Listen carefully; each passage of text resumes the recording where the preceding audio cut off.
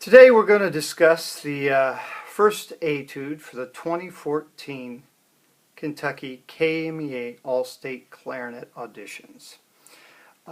This lyrical etude is from the Rose 32 etude books. It's actually number 21, and it's marked Andante cantabile.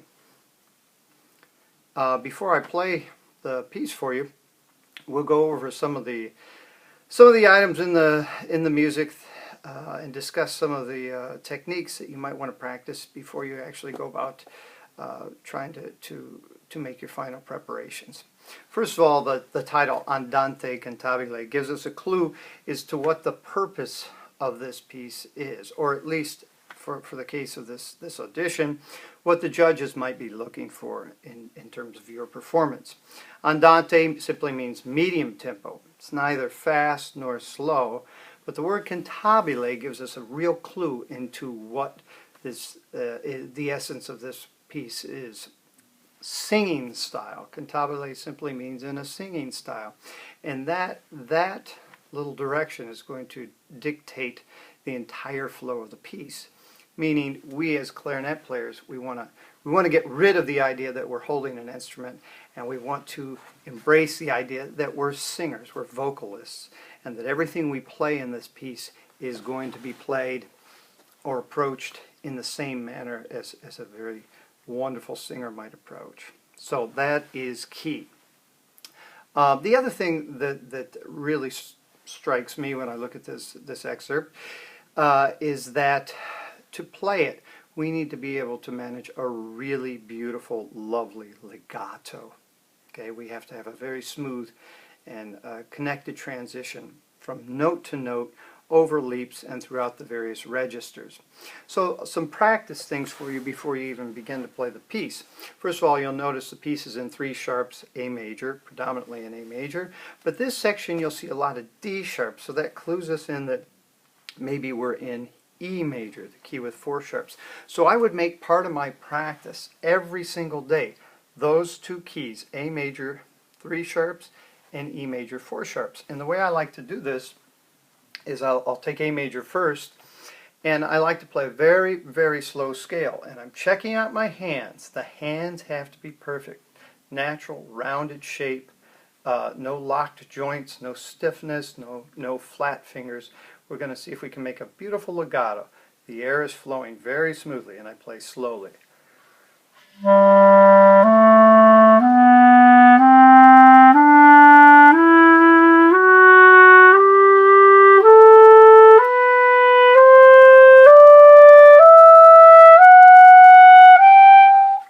I go up and down in quarter notes. Then I simply keep the same pulse, but I play eighth notes and try to make it feel and sound the same.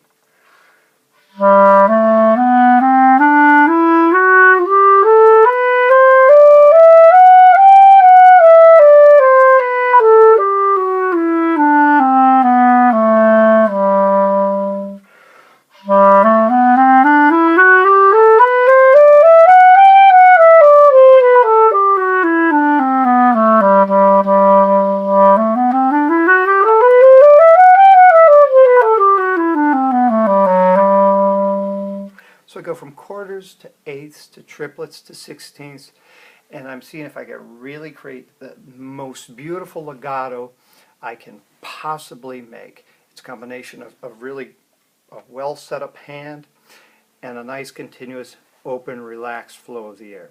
Then I do the same thing with E major. E major is a little more complicated because you've got to use the right, left, right exchange from E, F sharp, D sharp, and in the second register B, C sharp, D sharp. But those 2 things, if you start practicing those, each one of those scales 5 or 6 minutes a day, you're really going to go a long way towards actually learning the technique to play this etude beautifully. Okay, another couple little items that you want to think about that you've got to manage before you can play this piece is a trill or 2 that you find. There are a couple ornaments in here that might be a little problematic. The first one, I've numbered the measures starting from the beginning. So if you find in the second measure you've got a turn or a gruppetto from an A to B natural. So normally we play B natural with our long fingering. On this sort of turn, we're going to use the A key and then the top side key.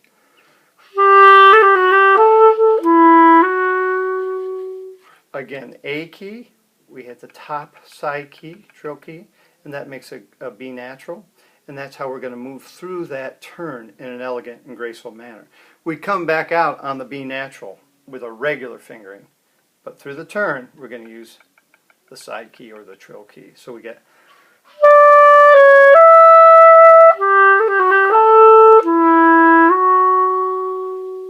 and that's going to make that a whole lot better. If you take a look down in measure 7, last couple bars of the piece, you've got a G sharp trill, and you can really do that a couple ways, but the normal way is that we finger the G sharp and then we move just one finger. Now the real trick here, and this is a bit of an advanced technique, but you guys can do this, where this fingering is a little bit out of tune. So what we're going to do is the first of those trills we're going to play with a regular G sharp to A. So in a sense we're going to implant the correct A natural in the ears of the listener, but then we go to the actual trill finger of just moving the ring finger.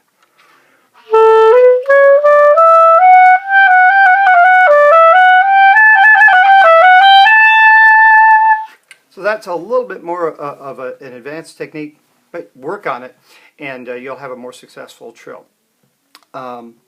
Also, we need the, just in general, fluency going over the break. Okay? And how do we do that? We work on the right hand, and we work to prepare the right hand while we're playing throat tones to get ready for the movement over the break. A couple examples of thinking ahead and getting the pinkies engaged. If you look at measure 1, the piece starts on a G sharp, but while I'm playing the G sharp, I'm going to have the right hand down, or at least the right hand pinky on my B natural key. So I avoid this kind of, this big clunk from the outset. So I'm going to have the right hand engaged,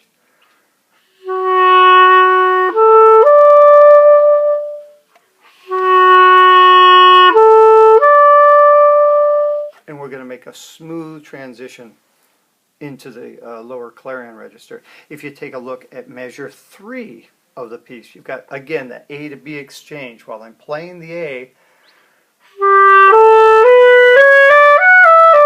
I've got the right hand B key down. In measure 6, again, if you look at it, you've got on the first beat and the second beat,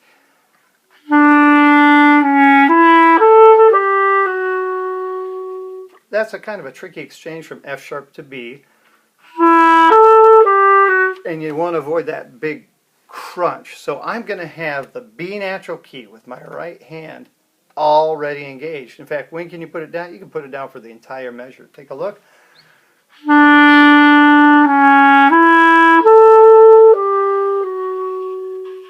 Okay, measure 9. If you look at measure 9 of the piece,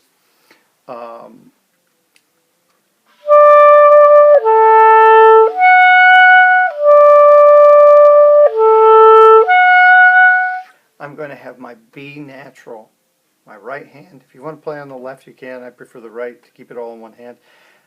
My pinky is going to be already on the key, so I don't have a big distance to travel and a big clunk that's going to result from the fingers not doing what they're supposed to do. So with the pinky keys, the rule is, as a clarinet player, you've always got to be one step ahead of the game. So you're always preparing for the next note, and especially when you're moving from one register to another, the throat to the clarion, try to work to get the right hand down and engage the pinky so that you're going to make a flawless exchange. Okay, now just a couple things about the piece. Because it is marked cantabile, We're not going to want to play it in straight time. This is going to sound a little ridiculous, so I'll play it in straight time.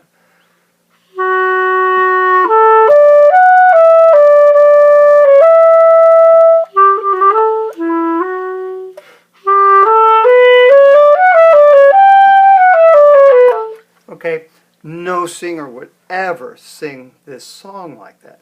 They're going to push tempo, they're going to pull tempo, and they're going to create a line that moves forward and pulls back. It ebbs and flows, it has peaks and valleys, and we have to try to do the same thing. Okay, so after you've learned the piece, then you might want to get with a teacher or a singer, or try yourself to sing the tune.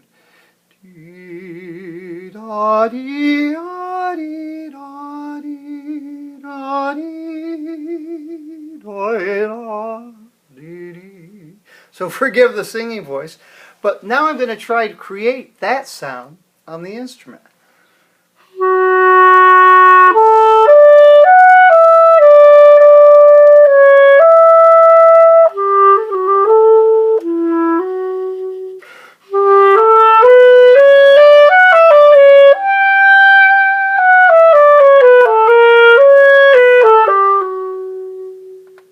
So that you can hear the rise and fall, that we shape the line.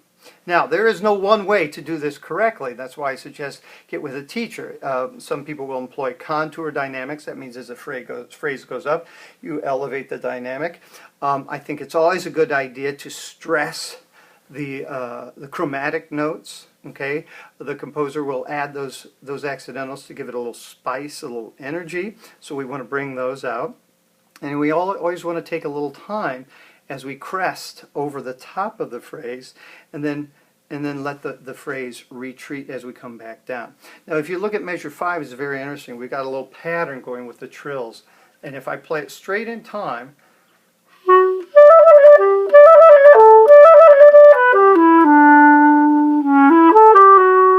it's pretty boring. In fact, it sounds like a technical exercise all of a sudden. But he writes a little pattern, and the line is really the ascending scale, G sharp, A, B.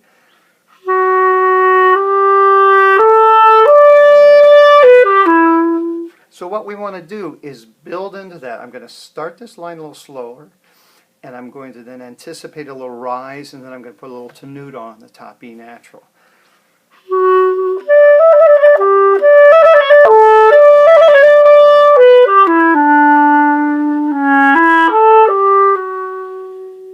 The same idea as I go forward. I'm going to start a little more slowly and then build through the trills.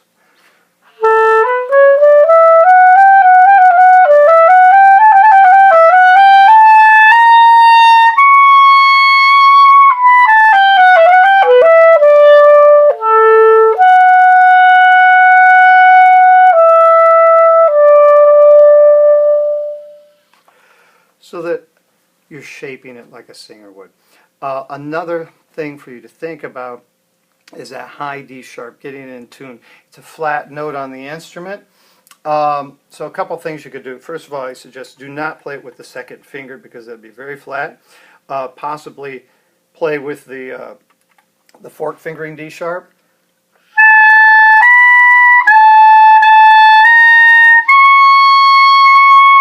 And just arch the tongue a little bit in the back.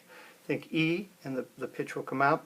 Also, if you're still having problems getting that pitch up, you can play with the second finger, D sharp, as long as you add this G sharp. You may not know that fingering for the D sharp. So it's second finger down, but listen how flat that is.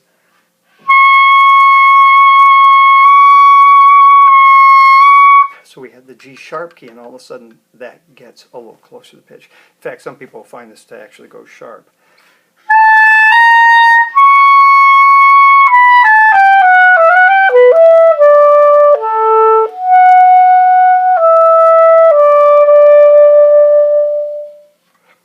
So this is the piece that you really get to have fun with, and you get to personalize And each interpretation should be unique. Work with the teacher so that you're sort of, in a framework of acceptable. But the slow lyrical etude is the one I always enjoy listening when I hear students play, because it gives me a little insight into their musical personality.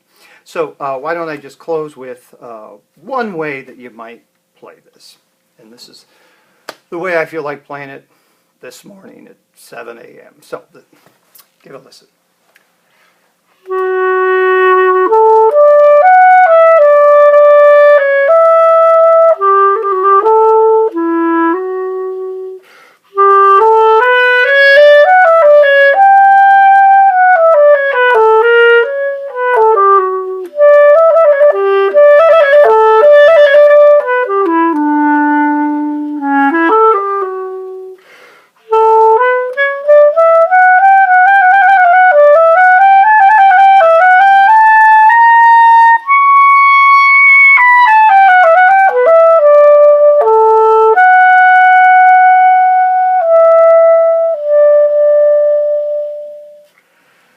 I think I hit most of the right notes.